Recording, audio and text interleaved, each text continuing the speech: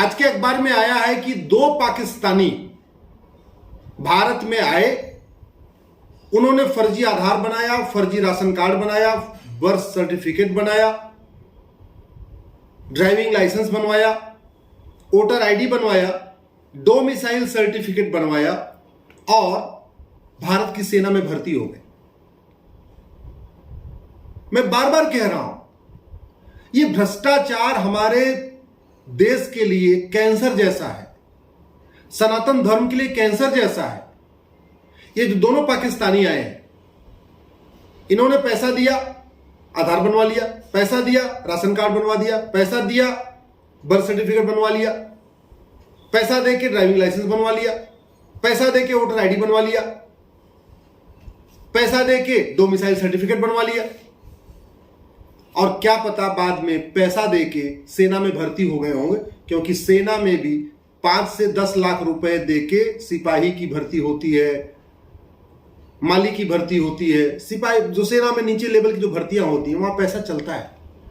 CRPF में पैसा चलता है भर्ती में, बीएसएफ में पैसा चलता है भर्ती में, पुलिस में पैसा चलता है भर्ती में, और अब तो सेना में भी चलता है।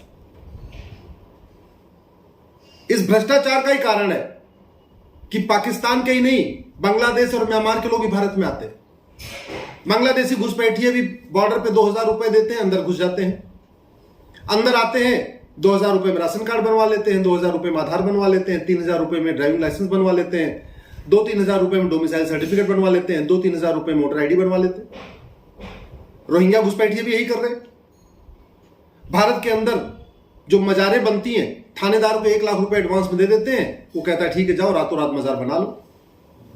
थानेदार को 1 लाख रुपए दे देते हैं, बोलते ठीक है जाओ रातों रात दरगाह बना लो। जासूसी का मूल कारण भ्रष्टाचार है। पैसे के लिए लोग जासूसी कर रहे हैं, पैसे के लिए लोग फर्जी डॉक्यूमेंट बना रहे हैं, और ये जो डॉक्यूमेंट बना रहे हैं भ्रष्टाचार पैसा लेके, उसका मूल कारण है कानून घटिया है। सिंगापुर में फर्जी डॉक्यूमेंट बनाने पे आजीवन कारावास और फांसी की सजा होती है। अगर आपने सिंगा का डोमिसाइल सर्टिफिकेट किसी को फर्जी बना के दे दिया, कम से कम 50 साल की सजा और फांसी का भी प्रावधान है। हमारे देश में पिछले 75 साल से करोड़ों फर्जी डॉक्यूमेंट बन चुके हैं, करोड़ों। फर्जी आधार, फर्जी राशन कार्ड, फर्जी ड्राइविंग लाइसेंस, फर्जी पासपोर्ट, फर्जी वोटर आईडी। आज तक किसी को सजा ही नहीं हुई। सजा नहीं हुई इसलिए सब फर्जीवाड़ा चलता जा रहा है। मैं आप लोगों से निवेदन करता हूं, दल गुलामी छोड़िए, नेताओं की चमचागिरी छोड़िए, अपने घर के लिए छुट्टी करते हैं, शादी विवाह के लिए छुट्टी करते हैं, कहीं घूमने जाना होता है छुट्टी करते हैं, दोस्तों की शादी के लिए छुट्टी करते हैं, रिश्तेदारों की शादी के लिए छुट्टी करते हैं।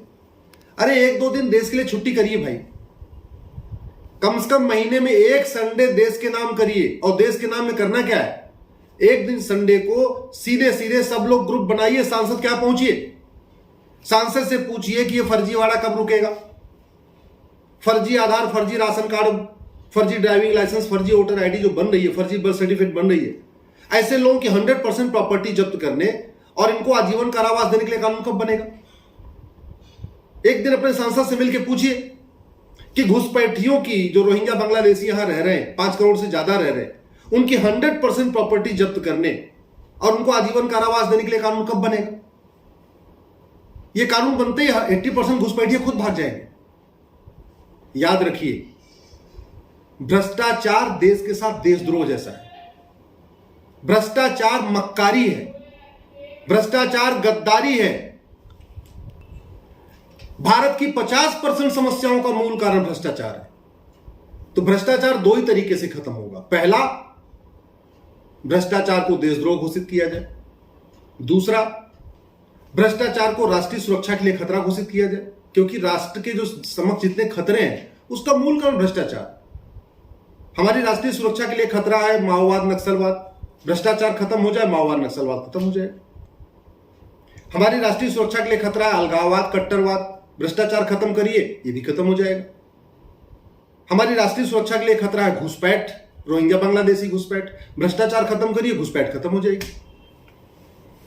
हमारी राष्ट्रीय सुरक्षा के लिए खतरा है, देश के साथ जो जासूसी लोग करते हैं, जासूसी किस लिए करते हैं? पैसे के लिए करते हैं। भ्रष्टाचारियों को फांसी देने के लिए कानून बनाइए, जासूसी बंद हो जाएगी। आखिर जो समस्याएं भारत में है वो सिंगापुर में नहीं है, उसका मूल कारण है उनका कानून अच्छा है।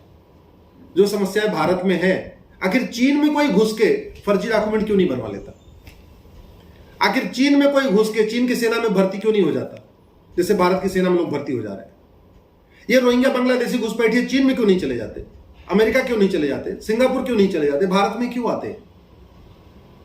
क्योंकि यहां हमने झूठे मानवाधिकार के नाम पे घटिया कानून को जिंदा रखा हुआ है, घटिया कानून को कंटिन्यू किया हुआ है।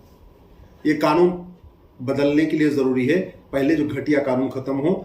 इसलिए मैं बार बार डिमांड कर रहा हूं, अपने अपने सांसदों से मिलकर पूछिए 1950 से पहले बने कानून कब खत्म होंगे? अब तो संसद भवन भी नया बन गया है। जब नया संसद भवन बन गया है, अंग्रेजों का संसद भवन खत्म हो गया है, तो अंग्रेजों का कानून क्यों चल रहे हैं? क्यों नहीं 1950 से पहले बने सारे कानूनों को खत्म हम कर रहे हैं? क्यों नहीं 1860 का इंडियन पिनल कोड खत्म कर रहे हैं? क्यों नहीं 1861 का पुलिस एक्ट खत्म कर रहे हैं? 1872 का एविडेंस एक्ट खत्म कर रहे हैं? एक बात याद रखिए, डॉक्टर की बातों से बीमारी ठीक नहीं होती है, डॉक्टर की अच्छी दवा से बीमारी ठीक होती है।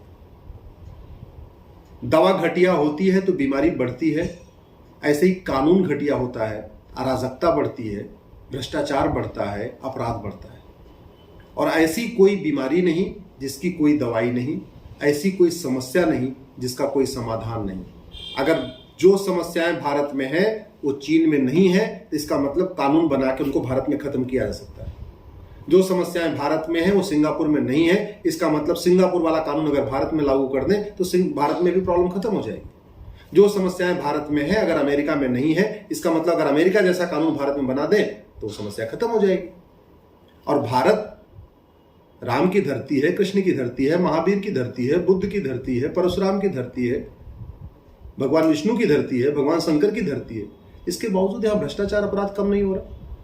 जापान में तो कोई भी देवी देवता नहीं पैदा हुआ, इसके बाद भी वहां ईमानदारी है, भ्रष्टाचार नहीं है। जापान में कोई धर्मगुरु महामंडलेश्वर शंकराचार्य नहीं है, इसके बाद भी वहां ईमानदारी है, भ्रष्टाचार नहीं है। इसका मतलब महामंडलेश्वर जगत गुरु शंकराचार्य, इससे भ्रष्टाचार का संबंध नहीं है। भ्रष्टाचार खत्म होता है कानून से, नेताओं से नहीं, बतौलेबाजी से नहीं, भाषणबाजी से नहीं, तू मैं से नहीं, आरोप प्रत्यारोप से नहीं। भ्रष्टाचार खत्म होता है कानून से। 100 रुपए से बड़ी नोट बंद हो जाए, 5,000 रुपए से महंगे सामान का कैश लेन देन बंद हो जाए, 50,000 रुपए से महंगी प्रॉपर्टी को आधार से लिंक कर दिया जाए, और जिसके पास आय से अधिक संपत्ति मिले, बेनामी संपत्ति मिले, वो 100% जब्त करके उसको आजीवन कारावास, फांसी के लिए कानून बनाया जाए, भ्रष्टाचार खत्म हो जाएगा। अगर आप मेरी बात से सहमत हैं, इस वीडियो को 10 लोगों को जरूर फॉरवर्ड करिए।